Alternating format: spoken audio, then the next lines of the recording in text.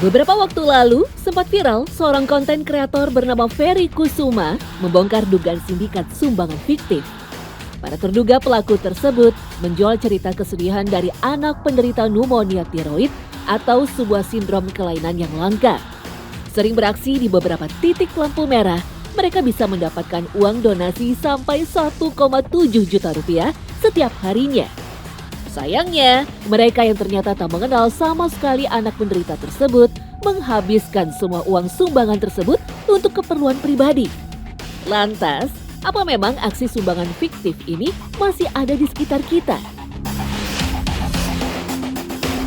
Sebenarnya kalau aku pribadi, aku selektif banget sih. Biasanya yang karena takut ya nggak nyampe atau apa gitu malah jadi disalahgunakan. Jadi kalau aku sendiri biasanya prefer ngejauhin sih karena takut malah jadi salah tujuan kayak gitu.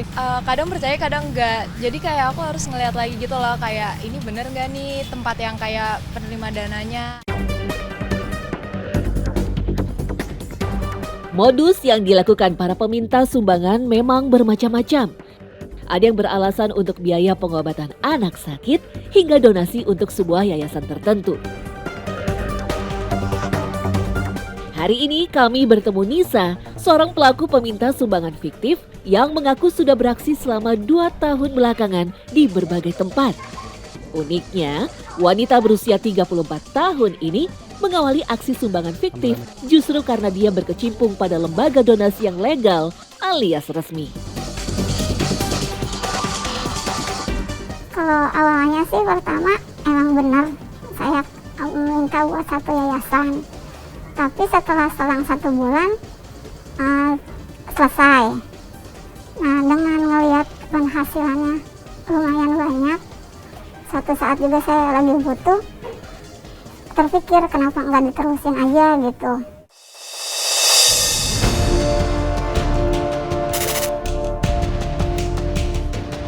Biasa bekerja secara berkelompok, Nisa lalu mengenalkan kami kepada Doni yang telah beraksi dalam kurun waktu lebih lama, yakni 5 tahun. Menurut Doni, tak ada yang susah dalam menjalankan aksi tipu-tipu tersebut. Bahkan, nyaris tak memerlukan modal yang besar. Ibu, maaf, ini saya perwakilan dari Yayasan. Kan kita butuh ongkos juga untuk mencapai ke tujuan tempat target yang mau kita ini gitu kan, mintain sumbangan itu kita butuh ongkos awalnya juga gitu. Atau kalau kebetulan memang ada tumpangan ya udah kita numpang gitu. Kalau untuk maaf kayak gitu-gitu memang udah ada dari awalnya dari sananya gitu. Makanya kita tinggal bawa aja gitu. Modus operandi dari kelompok mereka biasanya diawali dari mensurvei lokasi yang sedang terdapat pembangunan masjid sampai berkedok pembangunan yayasan pondok pesantren. Dari survei awal tersebutlah, Doni dan Nisa menciptakan sebuah alibi untuk sumbangan fiktif. Masjid yang lagi dibangun daerah sini, ada yang mama datang ke sini, misalkan kayak gitu. Nanti dia ambil fotonya, dikasih tahu. Iya kan, jadi kan orang suka nanya, mana bentuknya nanti kayak gimana. Ya kita kan lebih meyakinkan, kadang orang gak nanya pun kita kasih aja gambarnya. Ini masjid yang mau dibangunnya, ini nama daerahnya ini, kayak gitu. Jadi kan orang percaya. Dalam satu kelompok bisa terdapat sampai 20 anggota untuk melancarkan aksi secara bersamaan. Bahkan, mereka memiliki ketua yang bertugas untuk mengkoordinasi anggotanya. Setiap harinya, ketua akan membagi tugas para anggotanya untuk menuju ke wilayah tertentu sebagai tempat bagi mereka mengumpulkan dana sumbangan.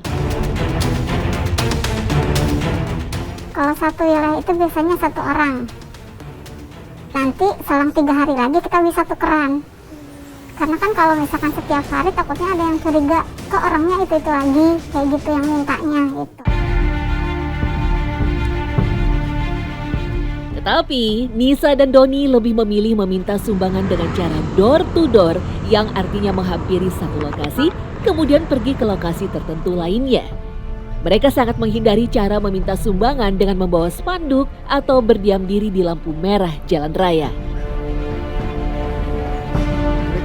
Bagi mereka, cara tersebut justru membahayakan karena lebih mudah ditangkap dan ditelusuri oleh keamanan setempat. Maksud meminta sedekahnya seikhlasnya dari akang, ya. Ya, lebih tergiur ke keuntungannya aja sih, keuntungan pribadinya. Kalau untuk yang lain-lain itu kan, iya saya nggak tahu ya, mungkin mereka memang betul atau memang sama juga seperti saya gitu. Cuman kalau yang map ini menurut lebih sederhana aja, dijalanin sendiri gitu, karena targetnya juga kan bisa nggak harus ditentuin kemana-kemananya gitu. Kita bisa kadang ke tempat keramaian, ke pasar, ke terminal, atau ke stasiun, atau kemanapun gitu, ke perumahan juga bisa gitu.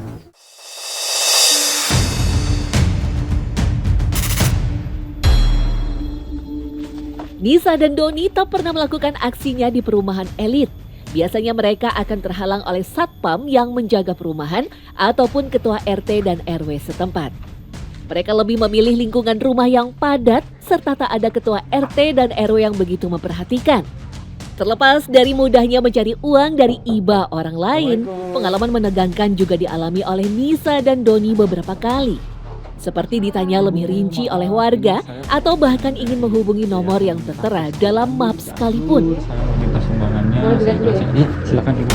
Jika sudah terdesak, Nisa dan Doni pun memilih untuk tenang sehingga bisa meninggalkan kampung tersebut dengan aman. Dengan siapa maaf Ibu? Kalau saya sih triknya paling kayak semacam mengiba apa ya namanya, biar kelihatan iba aja, mengiba aja gitu, maksudnya biar dia kasihan atau gimana, lebih baik menghindari, maksudnya jadi ya udah nggak dilawan debat aja gitu kan. Akhirnya ya udah Ibu terima kasih gitu kan.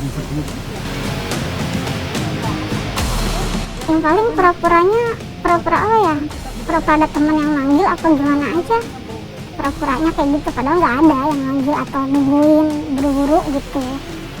Kalau dia udah nanya-nanya ya udah buru-buru pergi.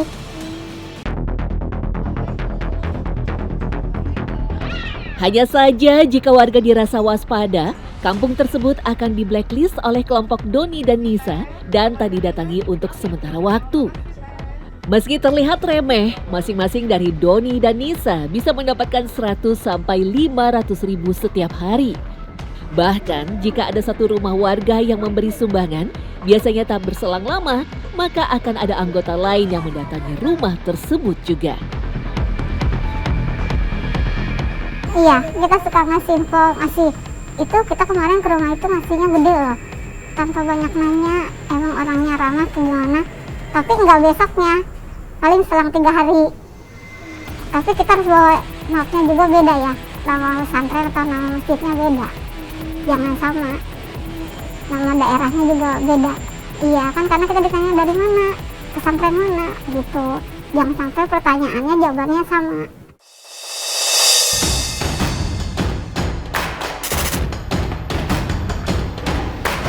Saking lamanya bergelut di dunia ini, Doni bahkan bisa mencirikan orang asing lainnya di jalan raya yang ia anggap juga sebagai peminta sumbangan fiktif. Dari kostum yang dipakai hingga barang yang dibawa justru menjadi ciri yang mudah diamati. Iya. Kalau yang paling mencolok sih yang bawaannya itu ya pakai map gitu. Cuman untuk yang lainnya paling dari pakaiannya.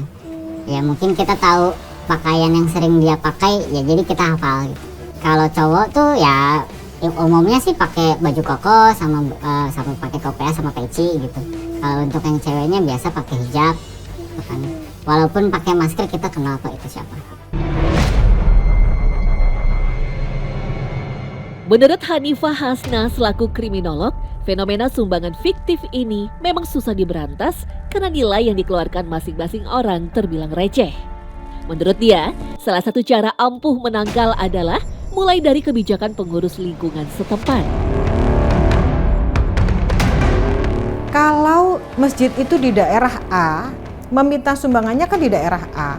Ketika dia menyeberang ke daerah B, itu harus ada surat pengantar, baik dari kecamatan. Pokoknya ada lintas izin yang harus dia dapatkan gitu. Nah, mereka punya atau enggak gitu. Selain itu, warga juga seharusnya lebih jeli ketika akan memberikan sumbangan. Walaupun kadang nilainya tak banyak dan diberikan atas dasar ikhlas, tak ada salahnya untuk berhati-hati agar sumbangan tersebut memang jatuh kepada penerima yang sah. Ketika peminta itu datang ke rumah, ya kita melihat legalitasnya seperti apa gitu ya. KTP yang meminta itu dari mana, foto-foto anak-anaknya seperti apa, sekalian teleponnya. Karena begini Mbak, ada korban yang menyerahkan diri secara tidak langsung. Karena ketika si peminta itu datang ke rumah, mereka tahu data kita, mereka tahu nomor telepon kita, mereka akan telepon kita secara berkala. Nisa dan Doni tentu menyadari bahwa pekerjaan seperti ini adalah salah besar. Namun di sisi lain, mereka tak bisa mengelak karena kondisi ekonomi dan kemampuan. Keluarga mereka sendiri pun tak tahu jika Nisa dan Doni sebenarnya bekerja sebagai peminta sumbangan fiktif. Kalau keluarga, saudara nggak ada yang tahu saya kerja kayak gini. Kalau keluar kan saya bilangnya ada orang yang nyuruh cuci atau setrika atau nyuruh masuk anaknya, kayak gitu paling.